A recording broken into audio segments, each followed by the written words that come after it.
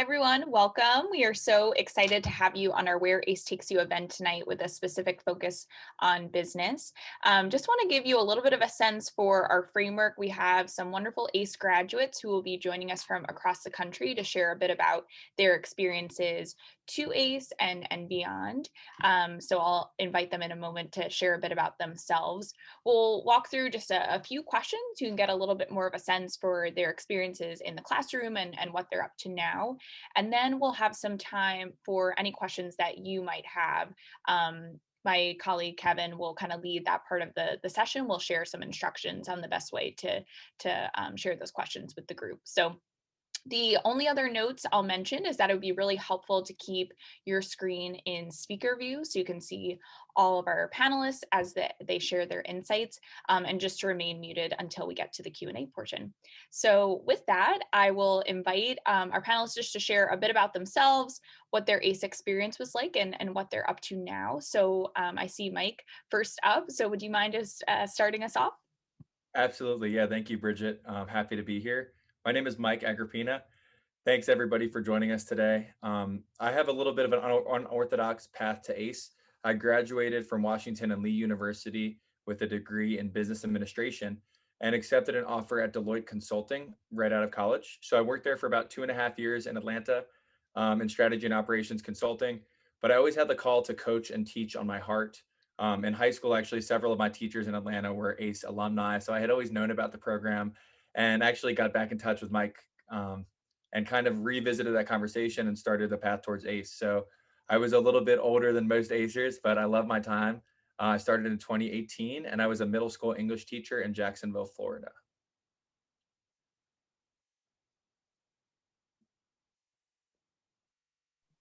Anyone can just jump in next.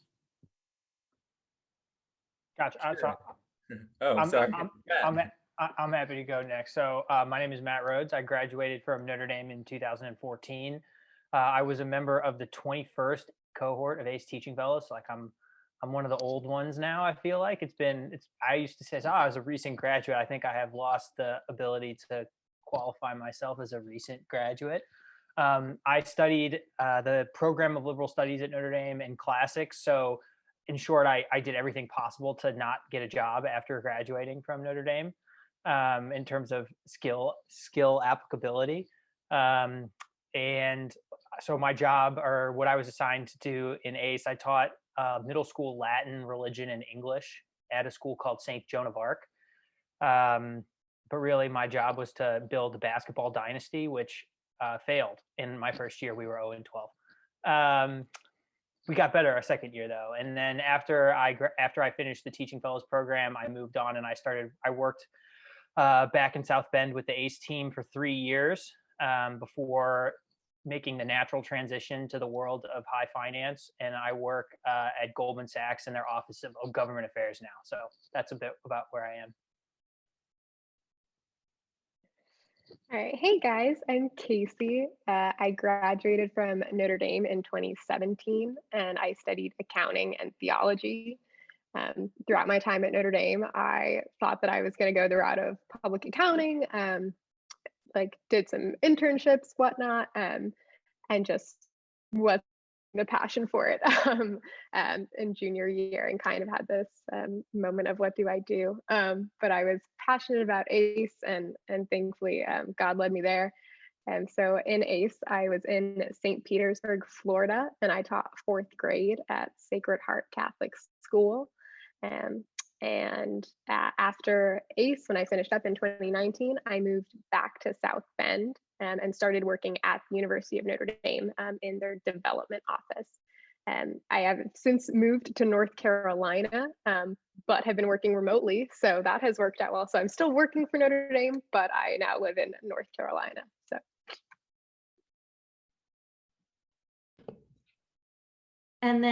And hi, everyone. I'm Kyra Bader, and actually very similar to Casey in a lot of ways, also studied accounting and theology at Notre Dame.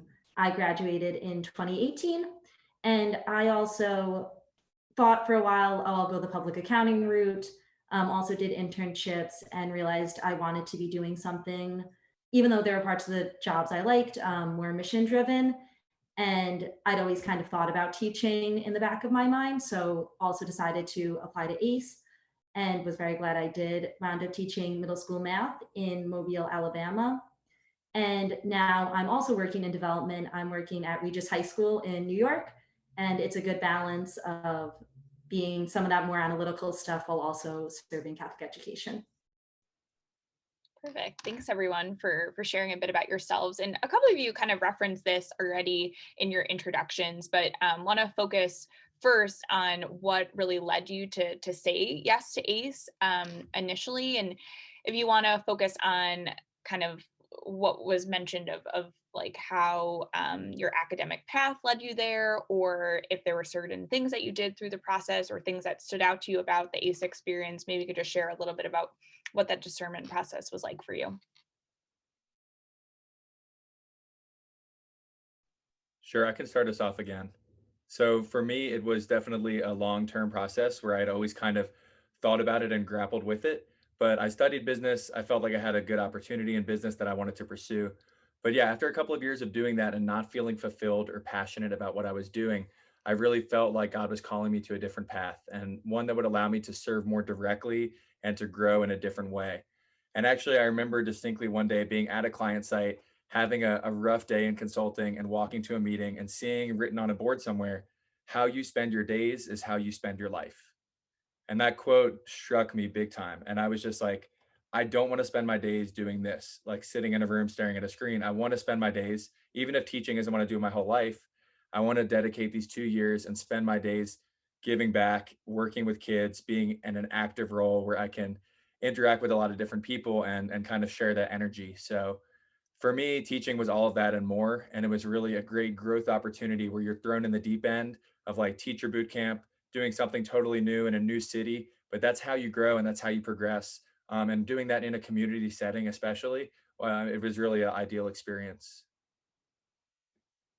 Yeah, and I'll go next. I think Mike raised the word he said was service, and I think that for me really resonated in that. So when I was rightly or wrongly, so in college I was a rower, and so that was kind of what I spent most of my time doing, and it was great. I wouldn't trade it for anything. I learned so much.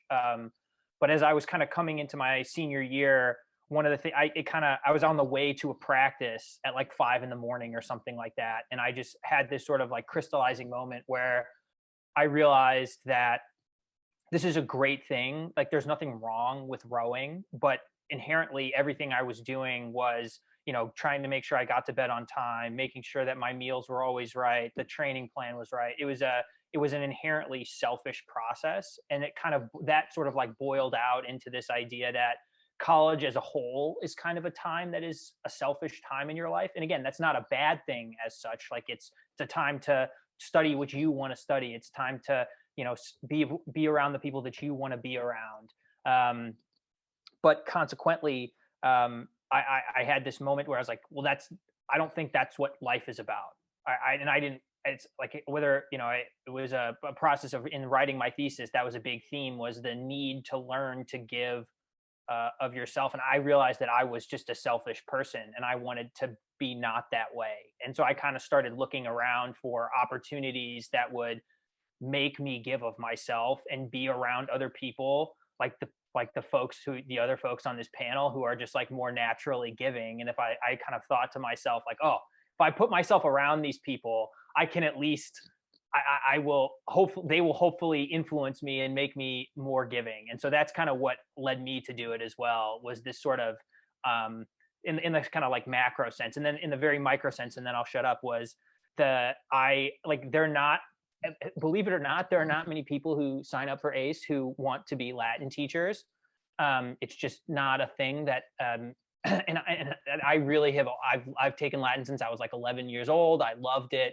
And so I basically like begged them to let me teach Latin. And they said, well, we've never really had a Latin teacher before. And like, it's not really something we do. And, maybe you can start a Latin club. And so like in my head, I had just like resigned myself to the fact that I wasn't going to be able to teach Latin. And so then I got a call from actually Casey's brother, who was the recruiting director for ACE at the time, who said, hey, you know, for the first time in like 21 years, we have a school that like wants to start a Latin program in New Orleans. Like, will you do it? And it's like, whether you want to call that like Providence or the Holy Spirit or like something else, like I felt like I had to do it. So anyway, that's kind of how I ended up in ACE. So as Matt just mentioned, my oldest brother did ACE, as did my sister-in-law. So, and they're a number of years older than me. So growing up, I always knew what ACE was very familiar with it. And while I was a student at Notre Dame, my brother was working in ACE. So I, you know, as the dutiful sister, was at every ACE event, had the posters in my dorm, like would carry around the water bottle, you know, the one that Matt just drank from. Like I have all of these things that I was like the little cheerleader for ACE. And I had this moment junior year where I was chatting with someone and I said, I wish I could do ACE. And you know, they're kind of startled, like, well, you can, like, you could apply. And I was like, no, I'm accounting. Like, what do I have to offer ACE? You know, I don't know anything about, you know, teaching children or whatnot. I was like, you know, I'm a business student from Notre Dame. Like, I have to follow this path. What would people think if I didn't do that? And I was so consumed with what other people would think of this pivot. And I kind of had to overcome that of, well, it doesn't really matter what other people think. Is this something that I'm drawn to? And the answer was yes. And I actually discovered that through the application process. I was just actually chatting about this with my husband earlier, who also did ACE. For me, it wasn't just like this deciding moment, but it was, you know, writing about teachers that I'd had or experiences that I, you know, had gone through school, where whether they were pleasant or not pleasant, like that's what really ended up solidifying for me that, oh, I want to do this. And thankfully ACE let me. But it really was like this long kind of process to get there. But overwhelmingly grateful for it, and you know, didn't look back or really have to think about what other people thought, because if you're passionate about it and you're doing good, then that's good. So I can definitely relate again with when you're studying accounting and you're at Notre Dame and you're in the business school, it seems like there's this path you should follow. And when I was at Notre Dame, a lot of the things I was drawn to were definitely service related. And I worked in camps a few summers. So I knew I was drawn to kids. And in the back of my mind, I'd kind of always wanted to be a teacher, but also felt like there's this path you're supposed to take where you go to public accounting and you work in that and you move up from there. And so I guess working away from that was sort of the process, and realizing what I was called to, and not, again, kind of worrying what other people would think of that choice or people in my classes. And there was actually a day in my internship going into senior year, a day of service where we went and we're working at a school. And I just found it amazing, had the best day with the students we worked with in a summer camp program. And at the end of the day, all the people I was working with, the people above me at the firm, were kind of like, oh, that was awful. Like, so much noise, so much energy. And I just kind of realized maybe I'm not in the right place. Maybe there's something else that I'm called to more than this career. And so kind of right after that summer, I immediately started looking into ACE more seriously. I'd known about it and had thought about it, but kind of decided that it was for sure something that I wanted to pursue, and that if I got in, that was really what I wanted to be doing, and to really kind of pursue working in education in some way and being a part of that. Thank you all for sharing those really valuable insights. Kind of thinking now beyond the experience, and Mike and Kyra, I know you're more connected to a school community, so this might look a little bit different for each of you. But what are some kind of takeaways from your ACE experience that continue to impact or inform the work that you're doing now? Or for those of you that, you know, made a little bit more of that pivot, how did you kind of like speak to your ACE experience in a job interview? Because again, like you've mentioned, it's not necessarily that traditional trajectory. So just talk a little bit about kind of takeaways or how this informed your decision process moving forward. And whoever wants to jump in first, feel free. All right, I'll keep it going. So yeah, I've neglected to mention, I teach at a Catholic high school in Atlanta right now, Cristo Rey. So I am still in education, but I will tell you that last year, my second year of ACE, I interviewed for both business and education opportunities. And I think there is a powerful way that you can frame what you do in ACE to business employers. And actually, I first talked about this with Patrick Kirkland, who works on the ACE team. He's also spent some time working in finance. And I remember him telling me, you don't want to really pitch it to businesses as, oh, I got my Master of Education degree, because that just seems like very focused and academic. But if you pitch it more as a service and leadership experience, then it can be very compelling. And especially because it's time bound, you're committing to 2 years. And you can always explain it as, this is always something I wanted to do with my life. I felt like I had the call to give back. I grew in all of these ways. And when you think about the kind of behavioral questions that you'll get in a lot of business interviews, tell me about a time you led a group. Tell me about a time you interacted with someone you didn't agree with. Tell me about a time you had to have a tough conversation, right? Like, just contrasting my experience as a consultant on a computer all day versus my experience as a teacher with 120 kids that you have to deal with and different personalities, and trying to build a class culture, trying to put procedures in place. Like, I had a lot of really valuable experiences to draw from that I could speak to passionately. And I feel like that really, I was able to convey that well, even to business employers. Yeah, I guess we'll keep the order. It's if it ain't broke, don't fix it, sort of thing here. So I think for me, one of the things that I think a lot about in ACE, and that as I continued my career, was I think ACE really kind of demonstrates you learn by doing that. You can do pretty much anything you want to do, right? Like whether you're working in Deloitte or working in Goldman Sachs or you're working at a school now, like I think you can ACE forces you to confront the fact, like, all right, well, I had not planned on having mass canceled because it was raining outside and there's a leak in the church. But now I have this hour that has been given back to me, and it's not like oh well, I'll just go and read a book and figure it out. It's like you very much have to figure it out like at that moment, because you have 36 graders who are staring at you like waiting for a lesson to be so I think or like in my instance, we really wanted to have basketball programs, and the school didn't have any basketball programs, so we had to kind of like figure out like, well, how do we start a basketball program, and so you just kind of learn by doing, and that is so exceptionally valuable in, like, I would argue any career, but I would say business opportunities.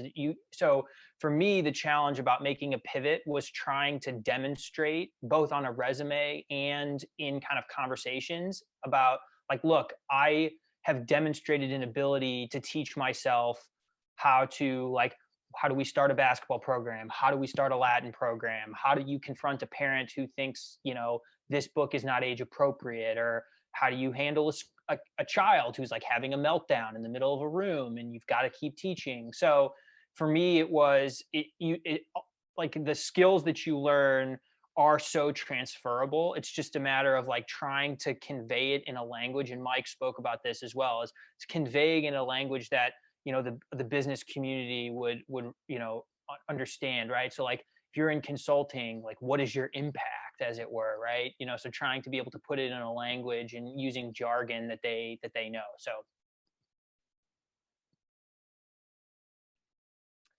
Yeah, so I was just thinking about when I interviewed for the job that I have now.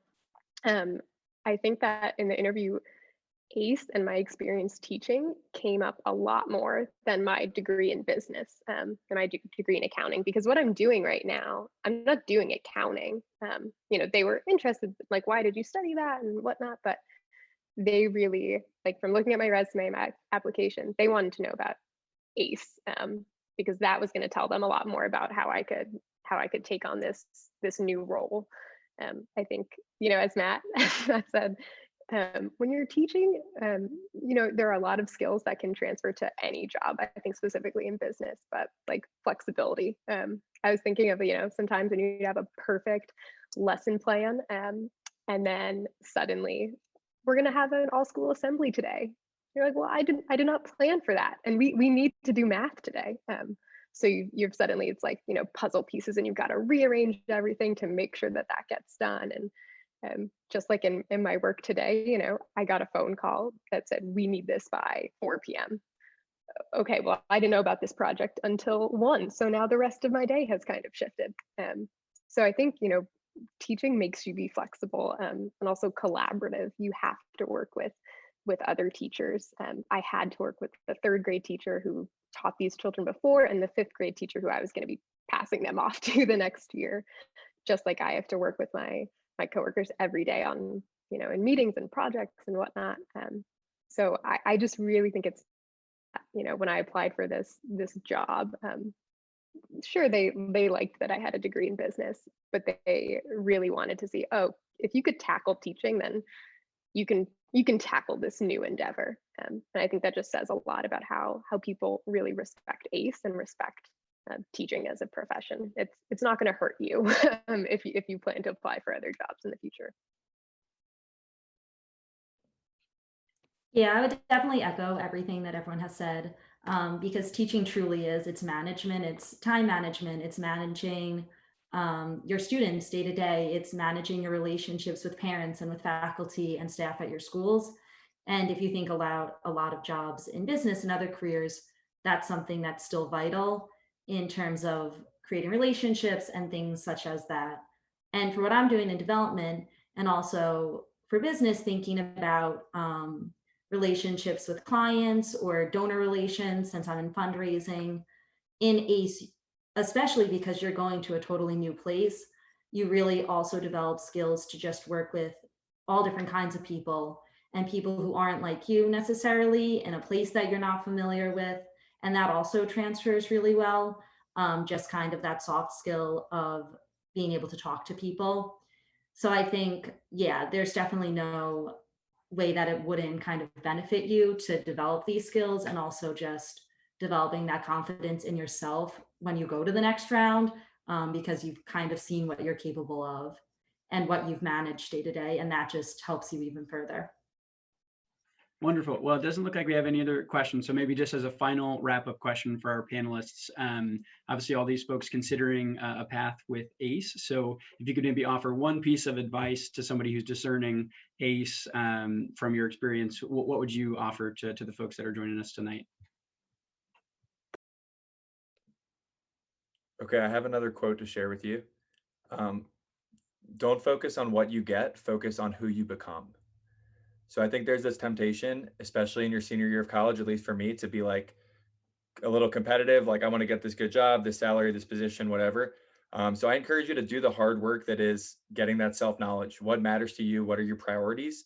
And then think about what's going to get you there. And I promise this 2 years is going to push you and make you grow in a really special way.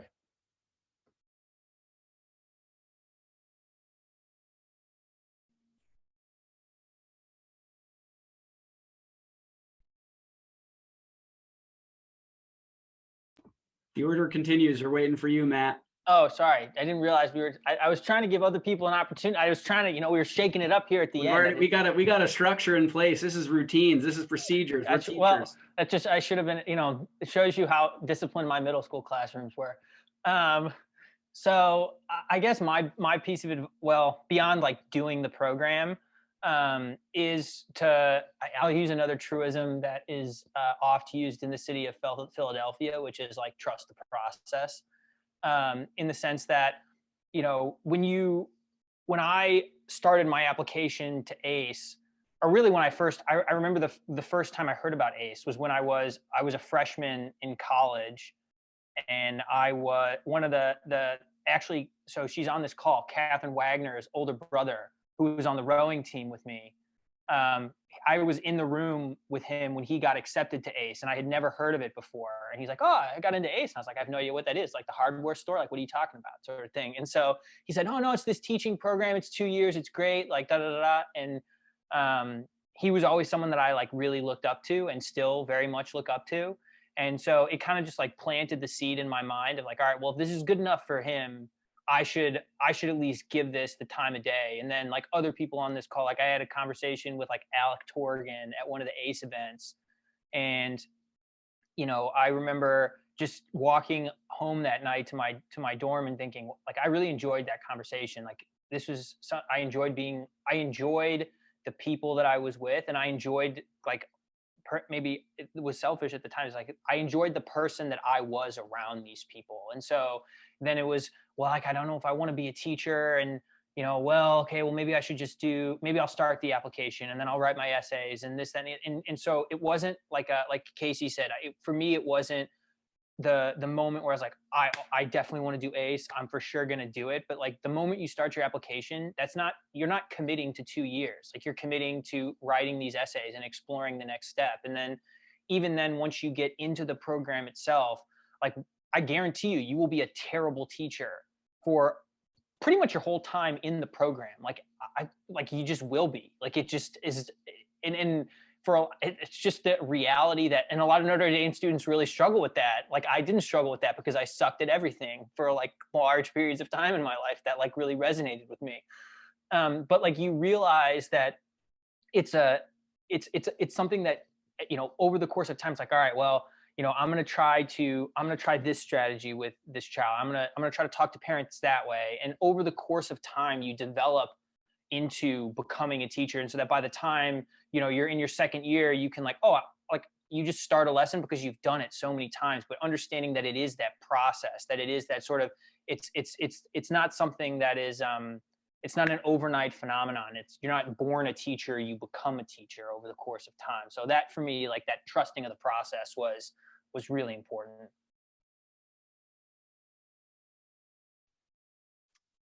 Yeah, just to reiterate that, there's a lot of trust that goes into applying to ACE and doing ACE, and just like being patient with yourself. Also, like as I had said, like it was a process of, you know, going through the application, writing these essays, and really reflecting on it, of your why you want to do this, because, you know, it's a hard 2 years, but like if you want to commit yourself wholly to something and give your all to something, then ACE is a great thing to do.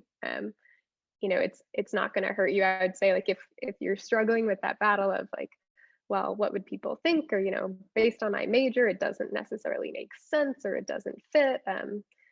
I would say as much as you can, try and quiet that voice, because I can assure you that there are plenty of people who have, you know, been surprised by it. And, you know, a lot of people that I know said that they were going to do ACE for 2 years and be done with teaching, and they're still teaching. My husband, you know, went through ACE, and now he's in medical school, and definitely didn't hurt his application. I think it helped him. You know, I didn't stick with teaching, but it certainly helped me in my career. So, you know, if that's your struggle, I'm happy to chat about it more, but like try and quiet that part. If you do feel passionate about ACE, then go for it, because it will be the most challenging, worthwhile, crazy 2 years of your life.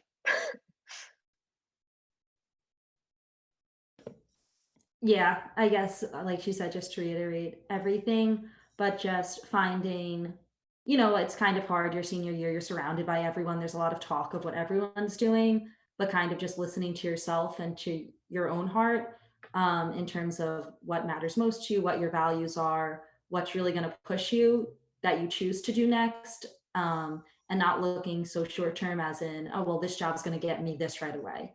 But with ACE, really kind of how does it push you? How does it help you to grow? And kind of looking for the future. Those are the types of things that you don't maybe know what the next 5 years will look like, but it's definitely going to have an impact on you and influence those choices, and probably be more worthwhile in the end than if you don't listen to that voice in your head that's maybe calling you to do something like this. So just be open to whatever is kind of in your heart and what you really feel called to do. That's awesome. What a nice way to end. And thank you once again to all of our panelists, to Mike, to Matt, to Casey, and Kyra. And as we come to a kind of a close here with our Where Ace Takes You events for the fall, thank you especially to Mike Caminello and Bridget McDermott for running these events and organizing these. It's been such a neat thing. And we talk a lot here in the ACE office about gratitude, and I'm just so grateful, find myself grateful in this moment for what these events have led to for the last few months. I feel like we probably would have never done something like this had it not been for the pandemic and the situation that we're in. And so hosting these virtual events has been such a neat way to reconnect with ACE grads like the folks on this panel tonight and the many others. So if you found yourself joining this one tonight because you're interested in business, that's awesome. I encourage you to go watch the other videos that are up on the website, because it just turns into what we think is probably the most special piece about ACE, which is the people and them just sharing some really amazing stories and highlights of their experiences that have led them to all kinds of wonderful things now. So certainly encourage you to check those out and look out for more programming from us in the coming months and weeks. So thank you so much again to all of you for joining us tonight. And that's where we'll leave it. So if you want to connect with any of the panelists, sorry, last thing, or myself or Bridget or anybody on the team, please feel free to reach out afterwards. We'd love to connect with you. Thanks so much and have a great night.